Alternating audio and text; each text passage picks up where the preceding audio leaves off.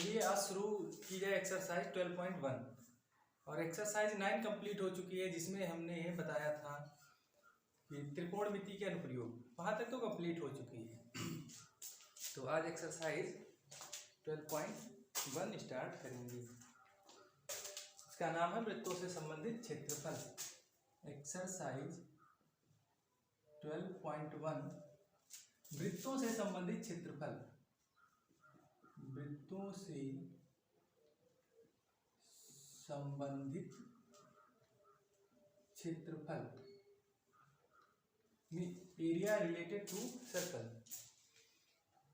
तो इसमें सबसे पहले ये जान लेते हैं कि वृत्त क्या होते हैं। वृत्तों के बारे में कि आप लोग पिछली कक्षाओं में पढ़ के आए हैं, क्लास 9th में ही पढ़ चुके हो कि वृत्त क्या होता है। कि जब हम किसी निश्चित बिंदु के, सरल शब्दों में कहें कि एक निश्चित बिंदु के चारों ओर निश्चित दूरी पर घूमते हैं, तो ये जो आकृति बनती है, यानी जिस पाथ पर हम घूमते हैं, ये पाथ वृत्ताकार पाथ होता है।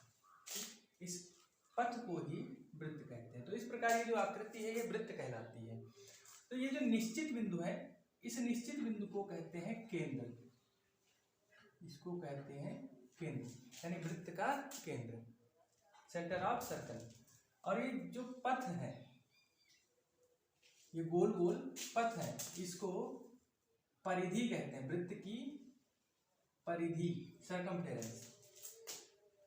और उसके बाद में इस स्थिर बिंदु से परिधि तक कहीं पर भी सीधी रेखा खींचोगे तो ये सभी रेखाएं आपस में बराबर होंगी और इन रेखाओं को त्रिज्या कहा जाता है, रेडियस। तो इतनी जानकारी है वृत्त के बारे में। फिर परिधि है, परिधि की कुछ लंबाई होगी, परिधि है। परिधि या ये वृत्त का परिमाप भी कहलाता है।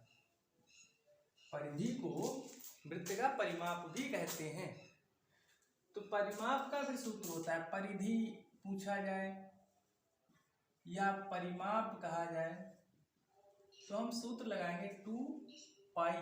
अब यहाँ पर पाई आया है, इसके बारे में आप लोगों को पता है, क्लास 9th में ही पढ़ा दिया गया था कि पाई एक अपरिमेय संख्या है और जिसका मान 3.14 और कहाँ तक, बहुत दूर तक है, जिसको याद करना बहुत ही मुश्किल है। तो हमारी सुविधा के लिए 3.14 मान दिया गया है कि हम क्वेश्चन में 3.14 यूज करेंगे, या 22/7।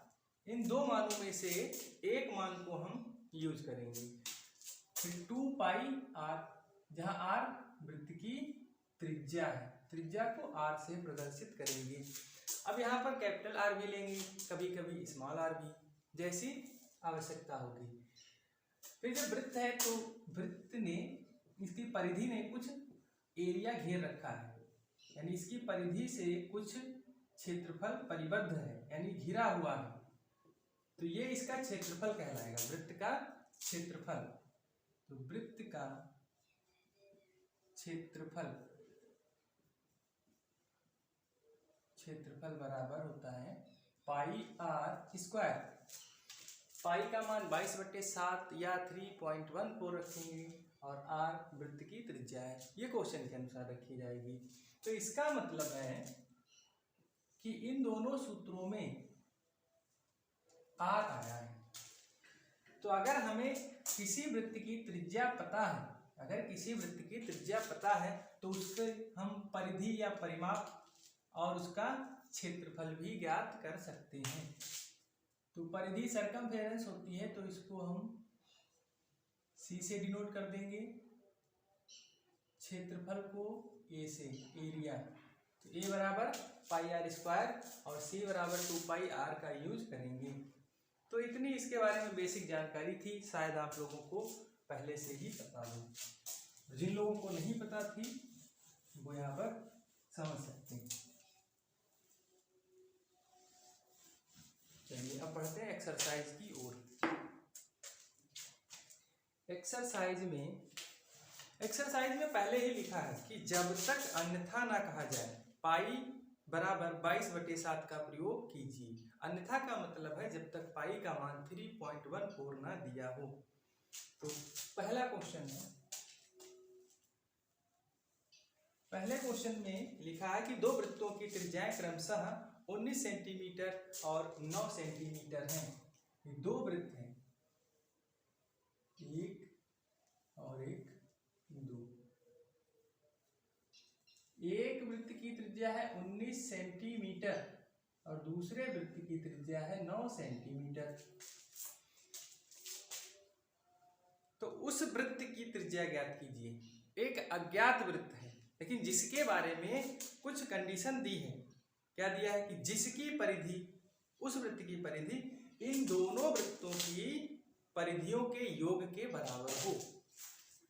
अगर जिस वृत्त के बारे में हमें पता नहीं है, उसकी त्रिज्या नहीं पता है, उसकी परिधि इसकी परिधि और इसकी परिधि के योग के बराबर है, तो इसकी परिधि को अगर हम C1 मान लें और इसकी परिधि C2 मान लें, तो उस वृत्त की परिधि हमने मान ली C। तो प्रश्न में कहा गया है कि इनके योग के बराबर है ये C, यानी C1 प्लस C2। ये कंडीशन दी गई है कि ये जो दो वृत्त हैं इनकी परिधियों का योग का मतलब प्लस, सम करेंगे, योग उस वृत्त की परिधि के बराबर है। तो सबसे पहले हम इन दोनों वृत्तों की परिधियों को ज्ञात कर लेते हैं, यानी C1 और C2 के मान। तो परिधि का सूत्र भी बताया था, परिधि का सूत्र होता है 2πr, परिधि 2π और गुणे r, यानी ये त्रिज्या है। तो इसको सॉल्व कर लेते हैं। पहले वृत्त की त्रिज्या r1 मान लेते हैं, r1 बराबर 19 सेंटीमीटर। तो इसकी परिधि C1 बराबर 2π। अब इसकी त्रिज्या r1 है तो हम यहाँ पर r1 यूज करेंगे, 2π इंटू r1 का मान 19 और 19 दूना 38 पाई सेंटीमीटर, ये C1 मिल गया, मतलब पहले वृत्त की परिधि। इसके बाद R2 9 सेंटीमीटर, यानी C2 बराबर 2π R2, यानी परिधि का सूत्र। फिर इसके बाद इसको हल कर लेंगे, यानी C2 बराबर 2π R2 का मान 9 दिया है तो C2 बराबर 9 दूना 18 पाई सेंटीमीटर। ठीक, लेकिन एक तीसरे वृत्त की बात की गई है जिसके बारे में हमें कुछ नहीं पता है और कहा है कि उसकी परिधि इनकी परिधियों के योग के बराबर है। तो परिधि हम तभी ज्ञात कर पाएंगे जब हमें त्रिज्या पता होगी। अब त्रिज्या हमें नहीं पता है तो मैथ में ये सुविधा मिल जाती है कि जो मान हमें नहीं पता है, जिसके बारे में हमें पता नहीं है, हम उसको मान लेते हैं। हमें उसकी त्रिज्या नहीं पता है और परिधि की जरूरत है तो हम त्रिज्या मान लेंगे। माना उस वृत्त की त्रिज्या, माना उस वृत्त की त्रिज्या r है। अगर त्रिज्या r है तो परिधि क्या हो जाएगी, ये C परिधि के लिए यूज कर रहे हैं 2π r, तो उसकी परिधि हो जाएगी 2π r। तो प्रश्नानुसार कंडीशन यूज कर देंगे, प्रश्नानुसार यानी अकॉर्डिंग टू क्वेश्चन। C बराबर C1 plus C2, C equal C1 की वैल्यू है 38π प्लस C2 18π, C बराबर इसको जोड़ लेंगे, ये हो जाएगा 56π सेंटीमीटर। एक मिनट, ये तो 56 हो गया, लेकिन हमने C की वैल्यू भी ज्ञात कर ली है। C उस वृत्त की परिधि है तो C की जगह पर हम यूज कर देंगे 2π r, 2π r। तो पाई से देखो पाई कैंसिल हो जाएगा और 2 से 56 भी, तो r की वैल्यू आ जाएगी 28 सेंटीमीटर। तो r क्या है, उस वृत्त की त्रिज्या r है, तो इसका मतलब है कि उस वृत्त की त्रिज्या 28 सेंटीमीटर है जिस वृत्त के बारे में पूछा गया। ठीक, तो इस प्रकार से ये क्वेश्चन कंप्लीट हो चुका है।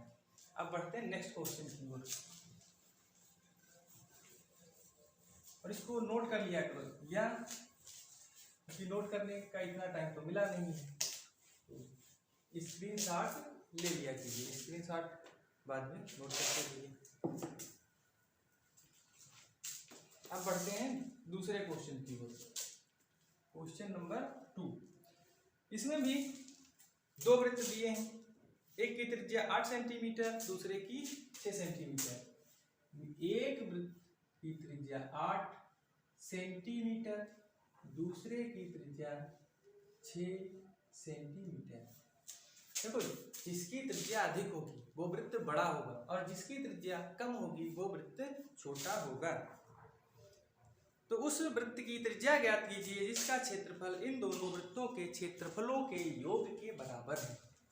ये उस वृत्त का क्षेत्रफल मान लेते हैं ए, जिसके बारे में हमें कोई इंफॉर्मेशन नहीं, बस इतना कहा गया है कि उस वृत्त की त्रिज्या, और एक कंडीशन क्या है कि इसका एरिया और इसके एरिया का योग उसके बराबर है, यानी A1 + A2 बराबर A बराबर A1 + A2। इसका क्षेत्रफल और इसका, इन दोनों के क्षेत्रफलों का योग बराबर है उस वृत्त के क्षेत्रफल के। तो हम इसको सॉल्व कर लेंगे। R1 बराबर 8 सेंटीमीटर। अब यहाँ पर परिधि की नहीं, क्षेत्रफल की बात की गई है, तो हम क्षेत्रफल ज्ञात करेंगे, यानी एरिया। क्षेत्रफल बराबर होता है सूत्र πr², त्रिज्या R1 ली है R1², तो A बराबर πr1 8 का स्क्वायर, तो A बराबर 8 का स्क्वायर 64 पाई सेंटीमीटर स्क्वायर। एरिया की यूनिट स्क्वायर में लेंगे, एरिया के लिए यूनिट का स्क्वायर किया जाता है, क्षेत्रफल का मात्रक वर्ग में होता है। इसी प्रकार R2 6 सेंटीमीटर है, यानी ये दूसरा वृत्त है, तो इसका भी एरिया कैलकुलेट कर लेंगे। चलिए इसको A1 मान लेते हैं और इसको A2। यहाँ पर πr2 स्क्वायर यूज करेंगे, तो A2 बराबर पाई R2 का मान 6 स्क्वायर, A2 बराबर 6 स्क्वायर 36 पाई सेंटीमीटर स्क्वायर। ठीक, तो इस प्रकार इन दोनों वृत्तों के हमें क्षेत्रफल मिल गए हैं। अब उस वृत्त की बात करते हैं, क्योंकि जिसके बारे में हमें पता नहीं है। माना उस वृत्त की त्रिज्या R है। R क्यों माना? क्योंकि जब हम क्षेत्रफल का फार्मूला यूज करेंगे तो उसमें त्रिज्या का यूज है, और जब तक त्रिज्या नहीं मानेंगे तब तक क्षेत्रफल नहीं बता सकते।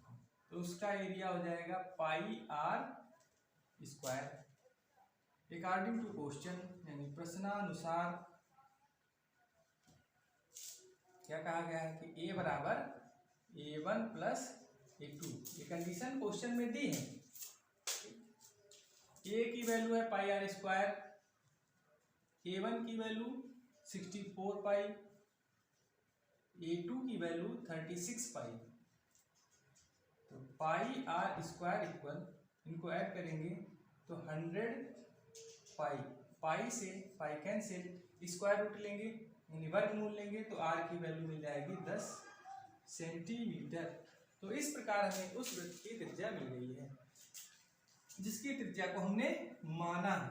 क्या माना है? r माना है, और r का मान आ गया है 10। तो उस वृत्त की त्रिज्या 10 सेंटीमीटर है। या एग्जाम में इस तरह से लास्ट में लिख दिया करो कि उस वृत्त की त्रिज्या 10 सेंटीमीटर है। बस ये क्वेश्चन कंप्लीट। ठीक है, बढ़ते हैं नेक्स्ट क्वेश्चन की ओर।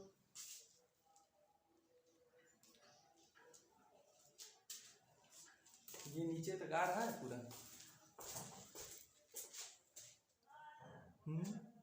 आता है।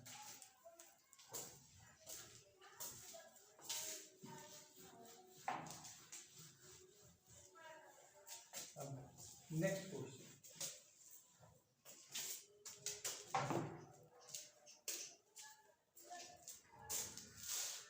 तीसरे क्वेश्चन में एक तीरंदाजी लक्ष्य दिया है जिसमें लोग निशाना लगाते हैं और इसमें कुछ क्षेत्र होते हैं। पहला है गोल्ड रीजन, यानी जिसका निशाना अगर जो गोल्ड रीजन को भेद देगा उसको सबसे अधिक अंक मिलेंगे। तो जिसमें केंद्र से बाहर की ओर 5 क्षेत्र हैं, 5 क्षेत्र है। पहला है gold, red, blue, black, white चिन्हित हैं जिनसे अंक अर्जित किए जा सकते हैं। गोल्ड अंक वाले क्षेत्र का व्यास 21 सेंटीमीटर तथा प्रत्येक अन्य पट्टी 10.5 सेंटीमीटर चौड़ी है। अंक प्राप्त करने वाले इन 5 क्षेत्रों में से प्रत्येक का क्षेत्रफल ज्ञात कीजिए। तो इस प्रकार जो क्षेत्र बने हैं अलग अलग रंगों के, उनके क्षेत्रफल ज्ञात करने हैं। ये पहला क्षेत्र बना है, ये गोल्ड है और इसका व्यास दिया है, इसका व्यास दिया है 21 सेंटीमीटर। तीसरा क्वेश्चन है, ये बड़ा क्वेश्चन होने वाला है तो इसको इधर से करते हैं। क्वेश्चन नंबर 3, गोल्ड क्षेत्र का व्यास बराबर 21 सेंटीमीटर। और अगर हमें व्यास दिया होता है तो हम त्रिज्या ज्ञात कर सकते हैं। ये व्यास केंद्र से होकर सीधी रेखा जाती है, व्यास कहलाती है, और इसकी आधी त्रिज्या होती है। तो गोल्ड क्षेत्र की त्रिज्या के लिए हम RG लिख देंगे। इससे ये सफिक्स में जी है, इससे ये पता चलता रहेगा कि ये जो त्रिज्या लिखी गई है किस क्षेत्र की लिखी गई है या किस क्षेत्र तक लिखी गई है। त्रिज्या व्यास की आधी होगी 21/2 सेंटीमीटर, यानी RG बराबर 10.5 सेंटीमीटर। तो ये हमें गोल्ड क्षेत्र की त्रिज्या मिल गई है। अब हम इसका एरिया कैलकुलेट कर सकते हैं। तो संकेत में ही लिख देंगे एरिया ऑफ गोल्ड, यानी जो गोल्ड क्षेत्र है इसका एरिया है। और एक बात याद रखना कि जब हम एरिया कैलकुलेट करते हैं तो जहां तक हम त्रिज्या लगाएंगे, हमने यहां से यहां तक त्रिज्या लगाई है तो इसका मतलब ये पूरा क्षेत्र हमें मिलेगा, ये पूरा गोल्ड पूरा मिल जाएगा। त्रिज्या πRG², यानी गोल्ड क्षेत्र की त्रिज्या यूज करेंगे।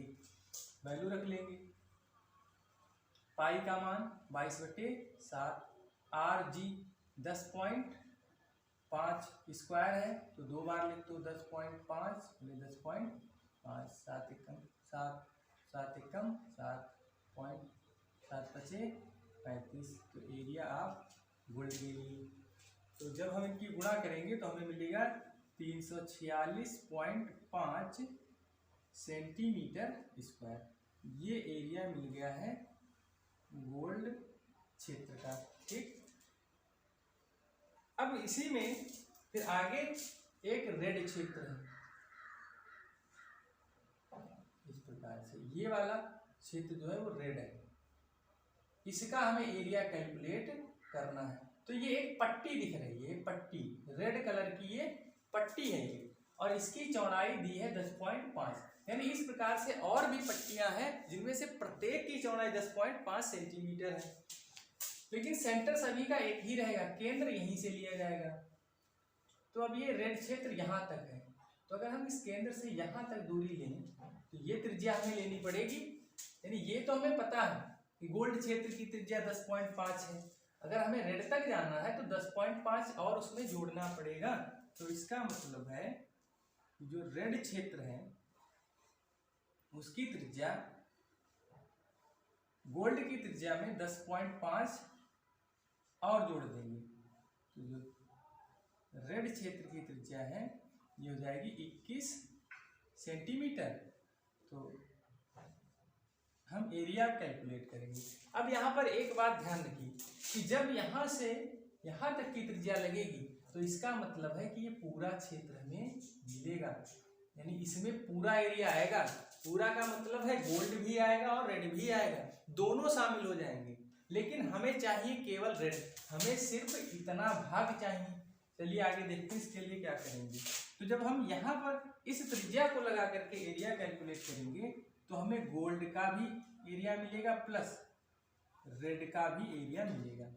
तो पाई आर रेड का स्क्वायर, पाई का मान 22/7 और इसकी त्रिज्या 21 सेंटीमीटर। तो 21 गुणे 21, 7 एकम 7 21, और इसको जब हम कैलकुलेट करेंगे तो हमें मिलेगा 1386 सेंटीमीटर स्क्वायर। ये एरिया है गोल्ड प्लस रेड दोनों का, लेकिन हमें सिर्फ रेड का चाहिए। तो हम क्या करेंगे, इसमें से गोल्ड वाले को माइनस कर देंगे, गोल्ड वाला माइनस कर देंगे, ये वाला हटा देंगे तो रेड का ही बचेगा। तो एरिया ऑफ रेड रीजन के लिए हम लिखेंगे area of gold plus red, यानी दोनों का, और इसमें से एरिया ऑफ गोल्ड यानी ये वाला माइनस कर देंगे। तो एरिया ऑफ ये आया है 1386 माइनस एरिया ऑफ गोल्ड आया है 346.5, एरिया ऑफ रेड इक्वल, तो इसको अगर हम घटाएंगे तो ये हमें कितना मिलेगा, 1039.5 सेंटीमीटर स्क्वायर। ये सब सही वैल्यू है, इसको घटा करके देख लेना। तो ये मिल गया एरिया, रेड का एरिया। इसके बाद में एक क्षेत्र है फिर ब्लू नीला है, इस तरह से ये एक पट्टी है, इसकी चौड़ाई भी 10.5 है और यहां से यहां तक 21 हो चुकी है रेड तक। अब ब्लू तक,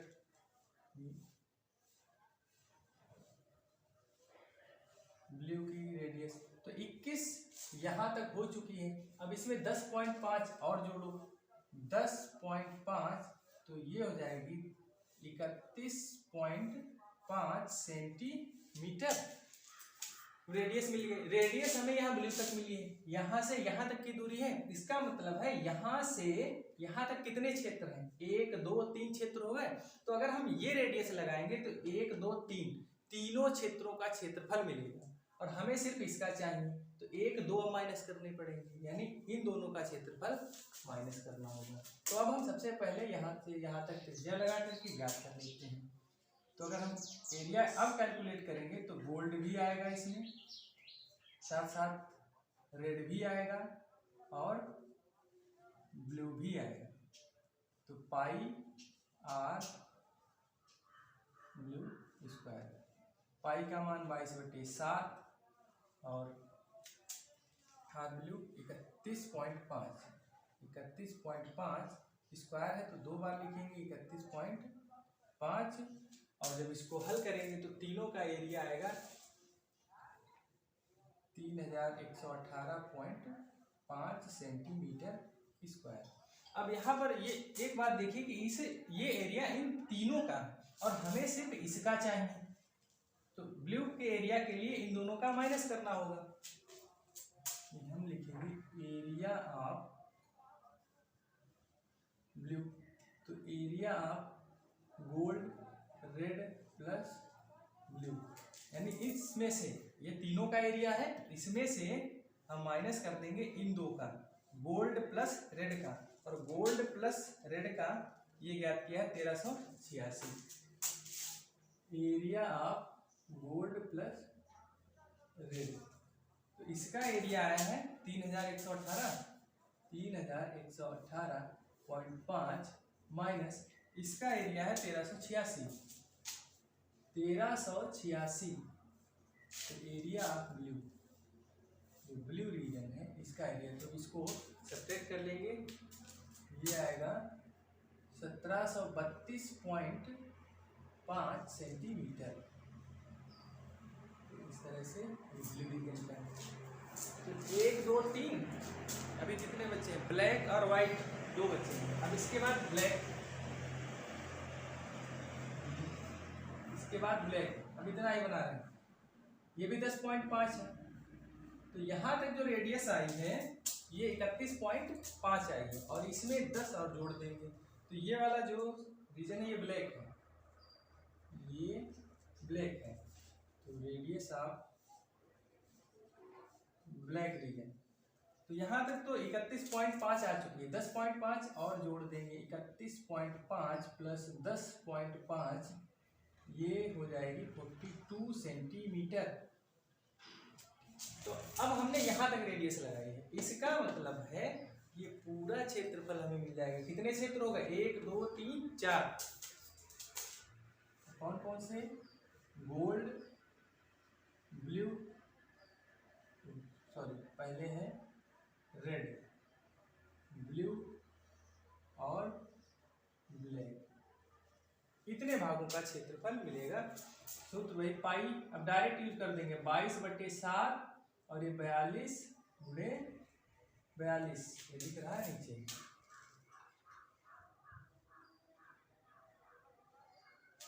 तो इसको हल करने पर मिलेगा 55-44 सेंटीमीटर स्क्वायर।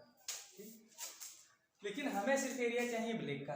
अब हम इन तीनों का एरिया माइनस करेंगे। इन तीनों का एरिया ये हम पीछे ज्ञात कर चुके हैं, ये वाला area gold plus red plus blue, ये एरिया इसमें से माइनस कर देंगे तो हमें एरिया मिल जाएगा ब्लैक का। एरिया ब्लैक पोर्शन तो हम डायरेक्ट लिख देंगे अब। ठीक, अब कॉन्सेप्ट तो समझ में आ रहा होगा कि क्या चल रहा है, कॉन्सेप्ट समझ में आ गया होगा। यानी इसमें सभी क्षेत्र हमें सिर्फ ब्लैक का चाहिए, इन तीनों का माइनस करेंगे, इन तीनों का ये दिया है, यानी 55-44 में से 3118.5, 55-44 माइनस करेंगे 3118.5, इधर का दिख रहा है इसमें। बस यही तक ही दिख रहा है। तो इसको जब घटाएंगे तो हमें मिलेगा 24-25.5 सेंटीमीटर स्क्वायर, यानी ये ब्लैक रीजन का एरिया हमें मिल चुका है। इसके बाद एक लास्ट में और एक क्षेत्र बचा है जो है वाइट। ये कैसे पूरा है, ठीक, ये वाइट है, तो ये भी 10.5 मीटर और बढ़ाना पड़ेगा। तो ब्लैक तक रेडियस आई है 42 और वाइट तक 42 में हम 10.5 और ऐड कर देंगे तो ये कितना हो जाएगा? हो जाएगा 52.5 सेंटीमीटर। और जब हम ये वाली रेडियस लगाएंगे तो इन सब का एरिया हमें मिल जाएगा। एरिया ऑफ कहाँ से कहाँ तक? गोल्ड से वाइट तक, गोल्ड फिर रेड फिर ब्लू फिर ब्लैक और फिर वाइट। तो सूत्र पाई आर स्क्वायर, पाई का मान अब यहाँ पर लिख देते हैं 22/7 आर। अब ये वाली रेडियस लगेगी 52.5 इंटू 52.5। ये दो बार इसलिए लिखा है क्योंकि पाई आर स्क्वायर होता है, रेडियस का स्क्वायर होता है, तो इसीलिए हमने रेडियस दो बार लिख दिए। तो जब इसको कैलकुलेट करेंगे तो मिलेगा 62.5 सेंटीमीटर स्क्वायर। और हमें एरिया चाहिए केवल वाइट रीजन का, जो वाइट वाला क्षेत्र है। तो इसमें 1 2 3 4 5 क्षेत्र हैं, यानी इन 4 का माइनस कर दें तो इसका बचेगा। तो इसमें से हम 4 का माइनस करेंगे, यानी 86-62.5 माइनस, और इन 4 का कहाँ ज्ञात किया है? ये पीछे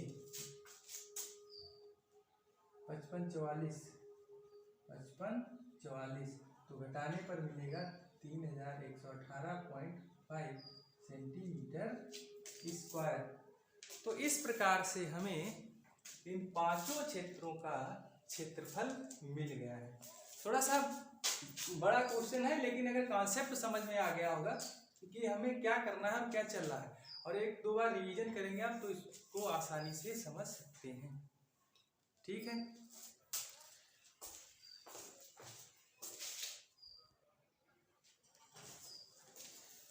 हमें लग रहा है शायद बोर्ड में ये वाला पोर्शन है, ये 55-44 लिखा है,